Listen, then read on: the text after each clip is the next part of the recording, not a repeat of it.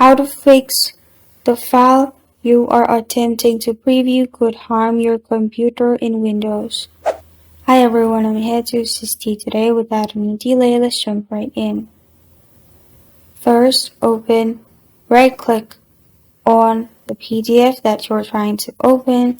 In my case, I don't have the issue, so it's showing preview. But if you're having the issue, right-click on the PDF, press on Properties.